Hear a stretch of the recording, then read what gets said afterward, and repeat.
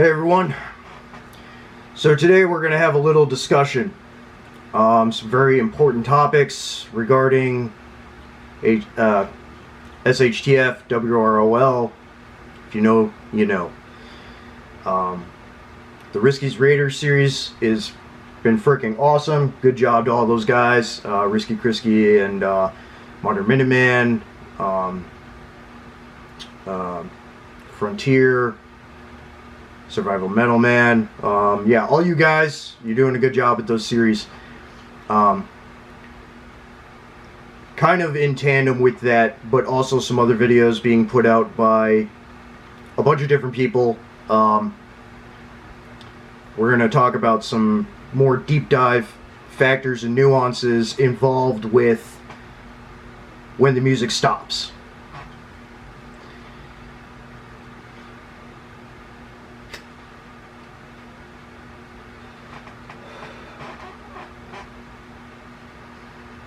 The first thing we need to talk about is your mentality.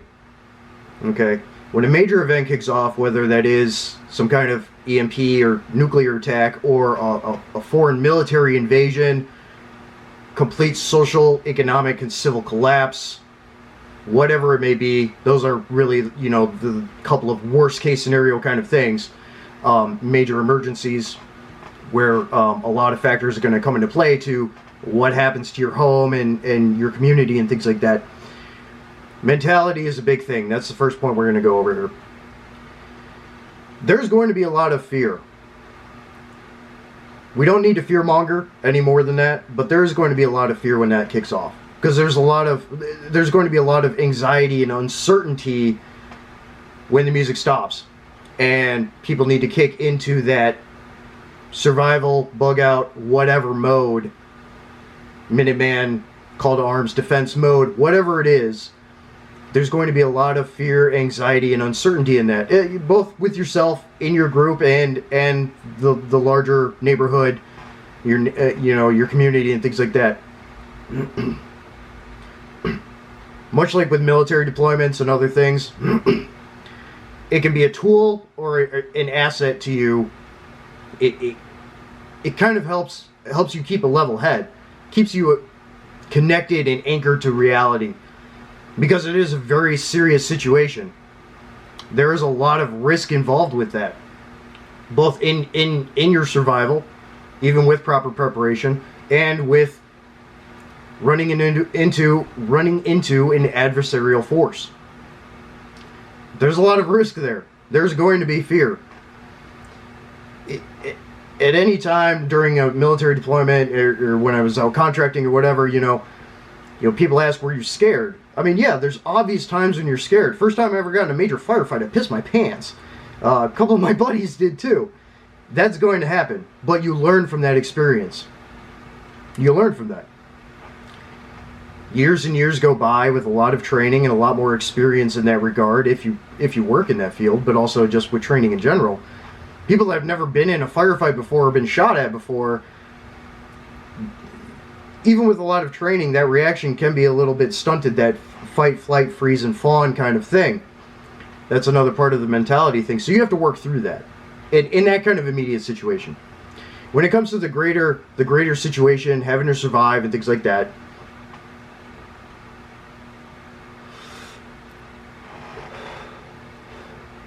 that's where the uncertainty comes into play. That's where the anger comes into play too. Because your way of life has been disrupted.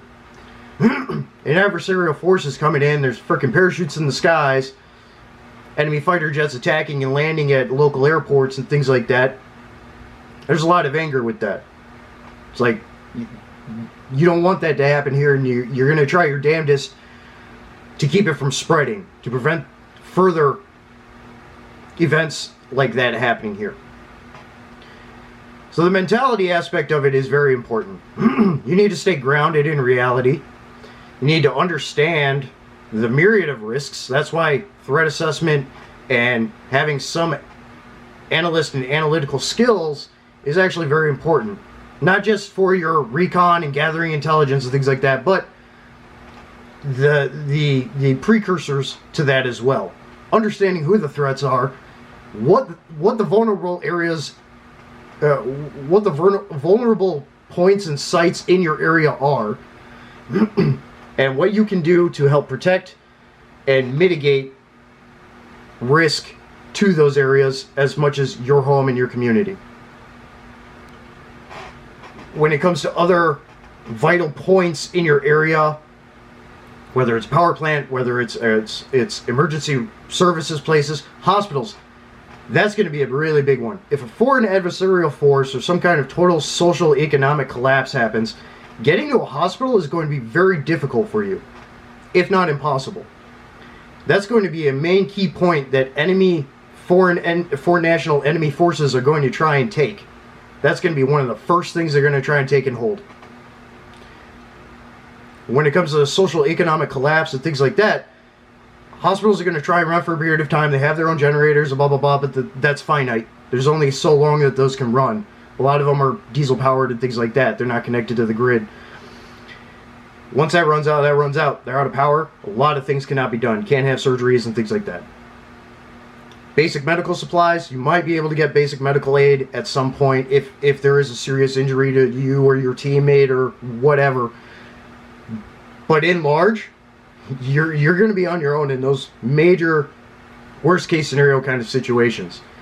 Have somebody that has some advanced medical understanding, somebody that can stitch wounds and things like that. Major surgery, that's going to be difficult. If you know a doctor, you better have them on your side.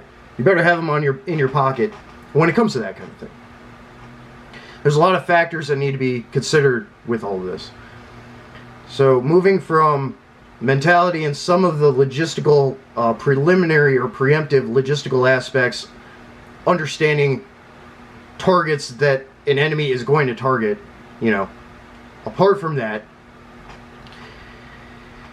we need to get into other logistical aspects. We need to talk about those. If an EMP is going to go off, yes, vehicles can be disabled. Older vehicles are going to be easier and faster to get back up and running after the EMP event is over. You can replace the fuses in your vehicle. You might need to replace the battery, which you can find a battery, or if you already have a spare battery. And you can get that vehicle up and running again at base. Some features and functions may not work in it. Some sensors may be fried and things like that, but with older vehicles, they will start up if you replace fuses, have proper grounding, and if you need to replace a battery and things like that. Older vehicles will run. That's why I like older vehicles. Newer vehicles with all the fancy computers and all that shit, they won't run. So you're SOL there. But if you have an older vehicle that doesn't have like computers and is still using a lot of fuses and things like that, very good chance that you're going to be able to get that vehicle up and running after a short period of time after an event like that.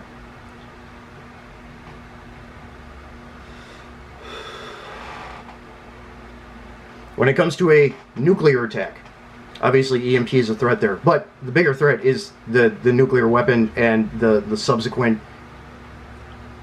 factors that come with a nuclear detonation. You have the immediate blast and the thermonuclear, the ionizing radiation and things like that.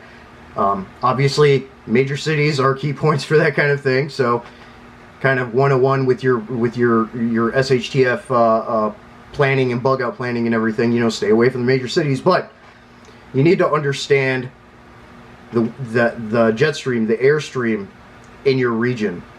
If a major city is to your west and is hit by a nuclear weapon, where is that fallout radiation going to go? It's going to drift over you.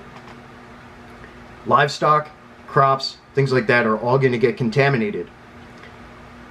A lot of livestock is going to die too because of radiation poisoning, as well as people. People with farms and things like that, it's a great idea, and I'm on board with it. I love homesteading and all that stuff, but you need to understand that your livestock will get contaminated from the fallout of a nuclear weapon and the radiation that comes with the airstream and the jet stream. Crops are going to be contaminated as well. That's going to cause a lot of problems. That's where your dried store goods and things like that come into play. If a nuke doesn't go off and it's just some kind of EMP or just some kind of mass targeted bombing attack, missile attack from a foreign national adversarial force or whatever it is, you're much better off, obviously. Hunting is still going to be viable, fishing is still going to be viable, foraging is still going to be viable, which everyone needs to learn how to do those things. And your dry goods, canned goods, shelf-stable long-term food and stuff comes into play in tandem with that to utilize, and it'll last longer. If a nuclear weapon is going to go off, you're just going to have to rely on the goods that you have. It's not going to last as long. Average response time for adequately trained and equipped counter CBRN units, MBC and CBRN units, chemical, biological, radiological, nuclear units, to come into an area that has been hit by a nuclear weapon is anywhere between 3 days and 3 weeks. It could go much longer, obviously. If a nuclear weapon's going to go off, try not to be, within a detonating radius. Obviously, you don't know what kind of kilotonnage it is and things like that. There's a lot of unknowns with that kind of thing, but you need to take into account, hey, try and stay away from major cities, anything with a population of more than 500,000 or 1 million people. You're going to have to stay indoors for that period of time. Going out and about, even in an NBC suit and in a gas mask and things like that, that's not going to help you for very long. Decontamination is a process. If you go outside with those suits and then have to come back in, that's a process. You could still potentially contaminate the area inside your home and things like that. Staying indoors and running off of the goods that you have is one of the safest ways to do it. There's a couple of ways to do it, but that is the safest way to do it. Sealing your windows, making sure that any outflow vents are protected so that radiation cannot come in. You still get airflow, things like that. I've talked about that in other places, also on the blog for Gutter Fighting Secrets and things like that, on how to up the protection level of your home when it comes to a nuclear attack and having to shelter in place. If that's not a factor, get the hell out of there. Simple as that. When it comes to mutual aid groups, to the next point here with logistics, when it comes to mutual aid groups, your bugging out, your relocation, your exfiltration, egress, whatever, to another area, to your backwoods, whatever your plan is, your primary plan is, think about what you're going to be able to take with you. I mean, obviously, if you have a really established fallback homestead with a lot of food stored up and things like that, you're going to be much better off, apart from if the ability to hunt and things like that is viable. But in that movement, especially if your vehicle's down, what are you going to do? How much can you take with you? You need to think about that. You're not going to be able to take that much with you. Unless you get like a wheeled trolley or a sled cart or something, depending on the season and the terrain and movement to your emergency exigent location. If your vehicle's down, you're very greatly reduced in what you can bring with you. You can load a sled up and load a cart up with food and other things and bring it with you, but again, that's pretty finite. Same goes with your mutual aid group and things like that. Who has what? You need to be on the same page with all that, and people have been putting some videos out lately about that kind of thing. If somebody only has like a week worth of dry store foods that they're bringing with, they're going to be a liability and not an asset. More mouths are more problems when it comes to your team and your mutual aid group and your network and everything. Everybody needs to be on par and have a decent amount of goods to what capacity that they can bring with to hold out longer. There's a finite point with all of that. There really is. You can only bring so much with you, and even your stored goods will only last so long. Even if you have a lot stored up to last 1 or 2 years, again, it's only going to last 1 or 2 years. If this draws out longer than that, guess what? You're going to start hurting. You're going to be good for a while, but you're going to start hurting. Logistics, there is no finite solution for logistics for your Minuteman teams, your exigent emergency situations, mutual aid groups and all that don't have the resources and logistical support that entities like the military does. Even then, they're finite too. And they can definitely be lacking in timeliness and things like that. They not necessarily punctual, especially in the early years in the push through Iraq and things like that. The supply chain was not well established Fuel was short, food was short, things like that. It had to get flown in at times, things like that. It's going to be even worse off for independent community groups and your Minuteman teams and things like that. So logistics are a huge issue and are always going to be with that kind of thing. And when people say, oh, I'm just going to come to your house or whatever, blah, blah, it's like, unless you have skills or are trained on your weapon, you have skills that you can contribute, you know how to do various things, hunt, trap, all this other stuff, and you're bringing adequate supplies for yourself and to help contribute for the group, you're a liability. If you can't do those things, you're a liability. You need to train up.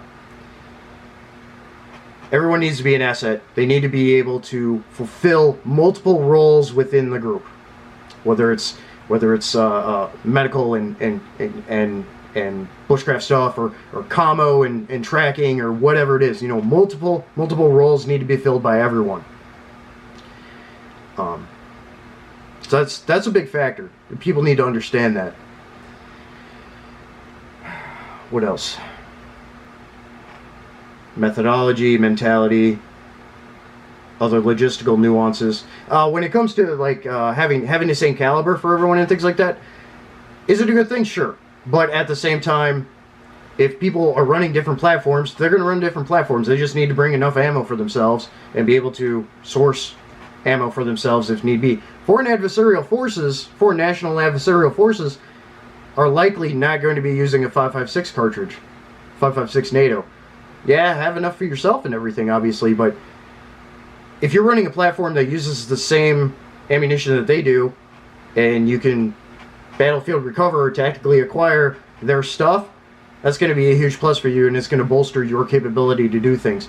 You need to be careful when scrounging, when recovering food from adversarial forces. Sometimes it can be poisoned. You need to keep that in mind. Same with ammunition. Sometimes it can be booby-trapped or tampered with. Happened in Vietnam and actually happened in Iraq too. There's a bunch of booby-trapped ammunition that was getting to the insurgents' hands, and their guns would blow up in their face and stuff. So just something to keep in the back of your mind as well.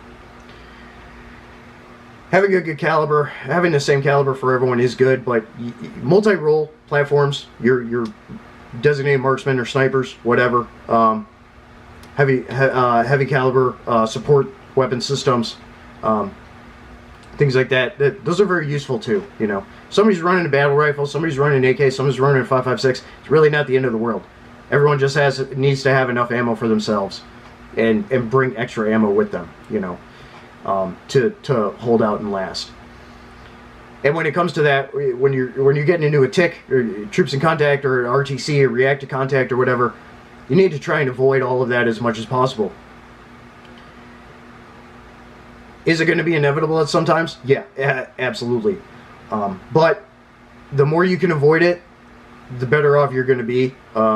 Obviously, you're increasing your survival likelihood by not getting fucking shot at. But also, you're going to be able to conserve resources and stay out of sight, out of mind, and be able to hold out longer. As able with your logistical support. Again, it's a broad spectrum. Another thing, radios. There's a lot of radio nerds out there, and I see them in the comments and a lot of videos and things like that. And S2 Underground's put out some recent really, really good videos, but I'm not a commo guy. I mean, I understand commo to an extent. When I was in the military, using Cigars radios and things like that, and then and then move into like embitters and things like that.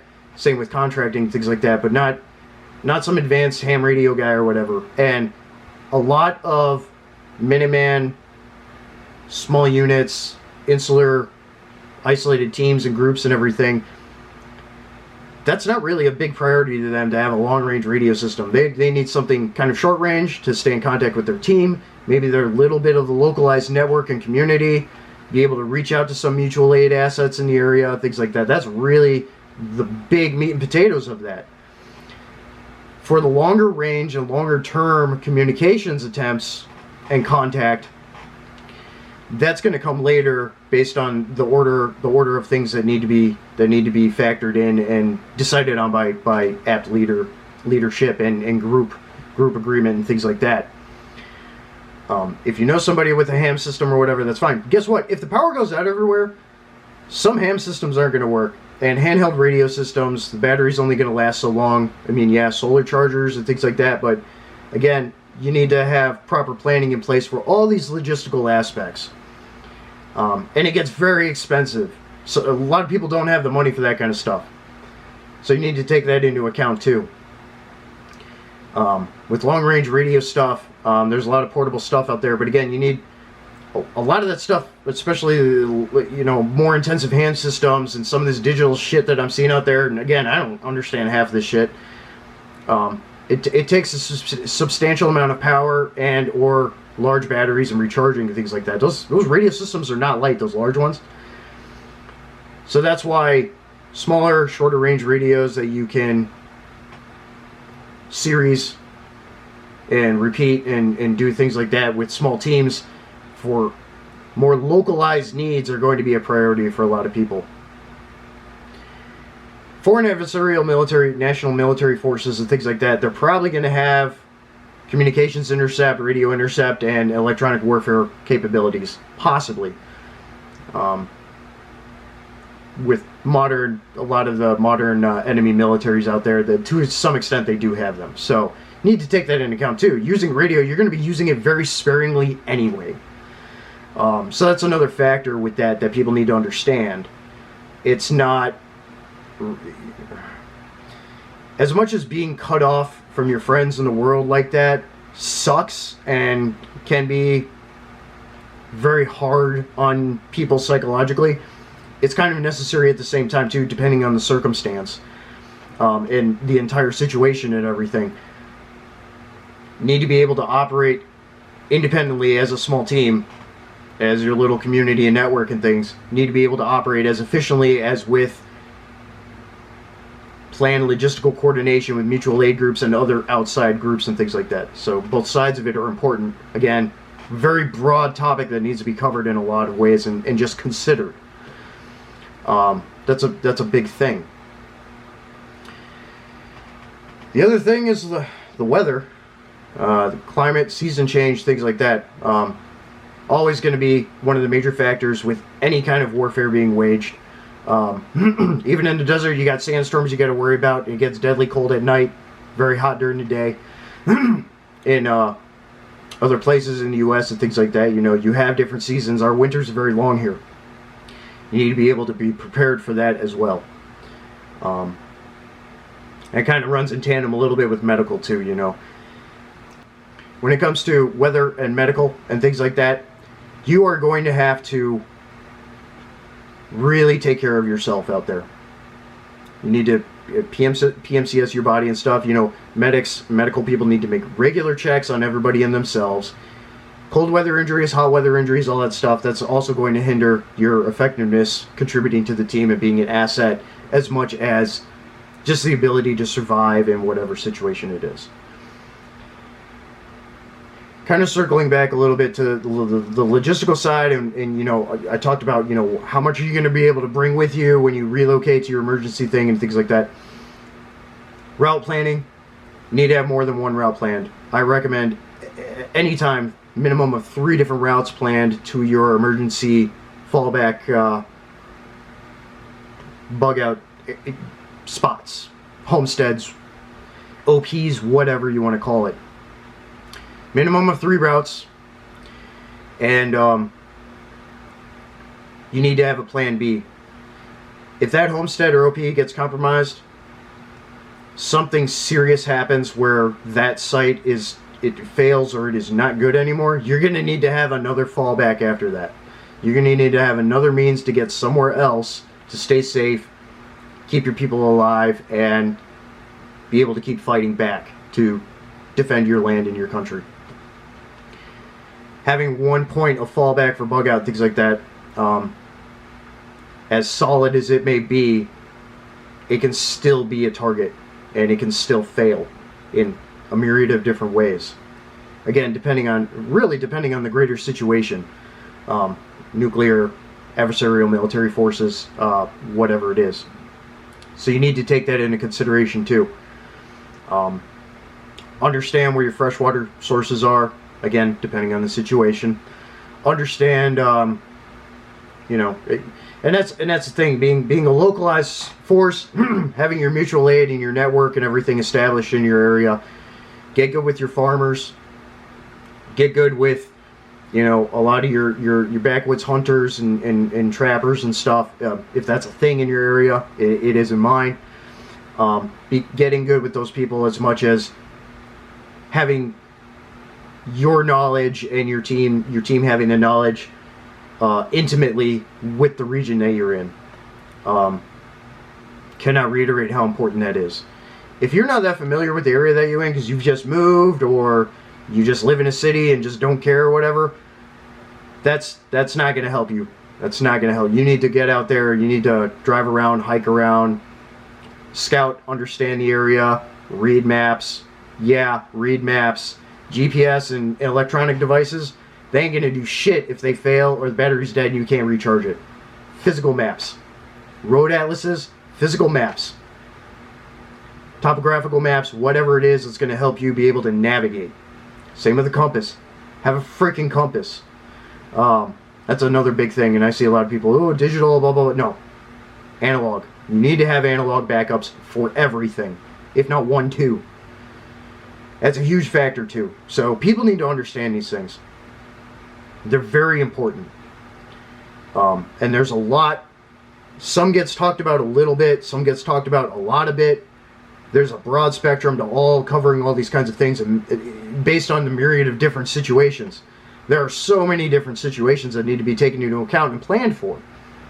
Everything can be planned for, but having some basics with that can cover a wide range of a number of situations is going to be your best asset, you know, the best help to you, and then being able to adapt and cater to that specific special kind of situation, exigent situation, emergency, whatever it is. I give another example because it happens all the time. Natural disasters, tornadoes, hurricanes, floods, earthquakes, whatever. Those are catastrophic events. How do you plan for those kinds of things? Just as much as anything in the man-made sense and with adversarial forces and things like that. What are you planning for those? Even if you survive an EMP event and a foreign military invasion, you're still going to have to deal with the weather and natural disasters, and I had talked about that a little bit before. Another thing with understanding your area and understanding the risks involved there. You can use the weather to your advantage as well. If you understand that, hey, flood season's coming, let's try and work it out so the enemy stays in the floodplain.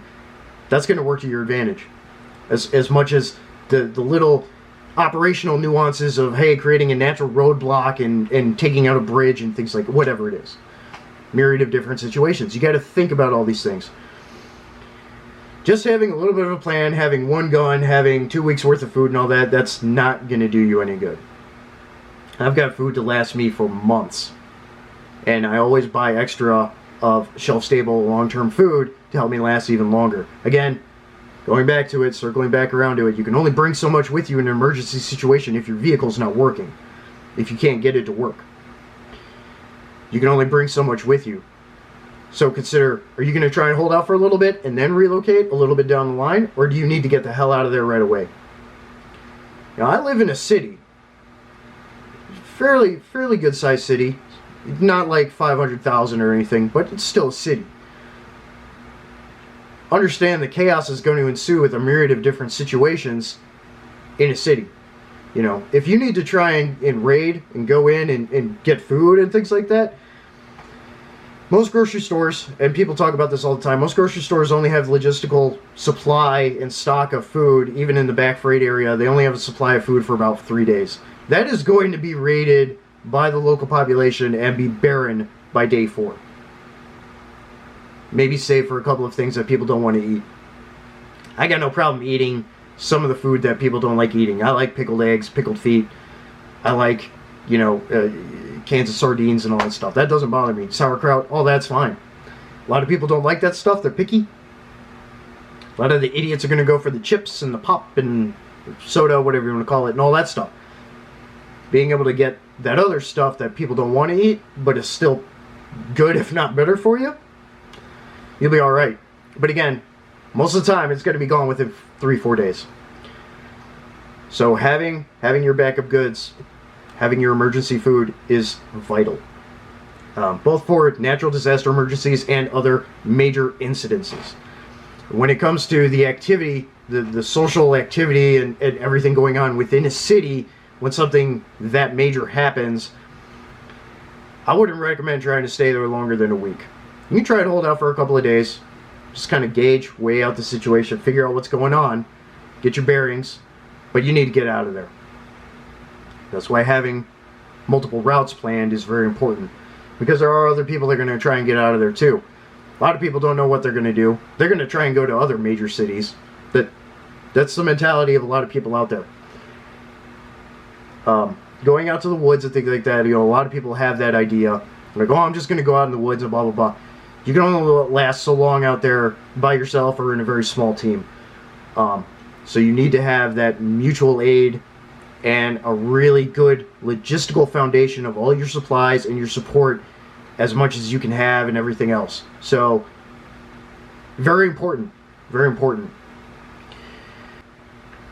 Probably do another one of these discussions at another time. If you have questions, we could talk about them. Yeah. So, there's a lot to think about and there's a lot to plan for.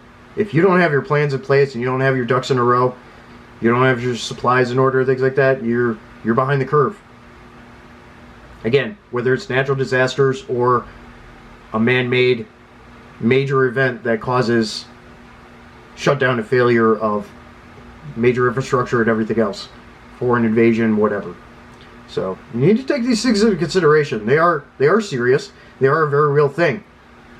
People didn't think it was going to happen to Ukraine. Look what fucking happened. Okay? It can happen there. It can happen here. So you need to take that stuff into account, folks. Learn lessons from what's going on in the world right now to study geopolitics. That's my final little quip of advice there. Metal up, stay adaptive, and stay lethal. Out.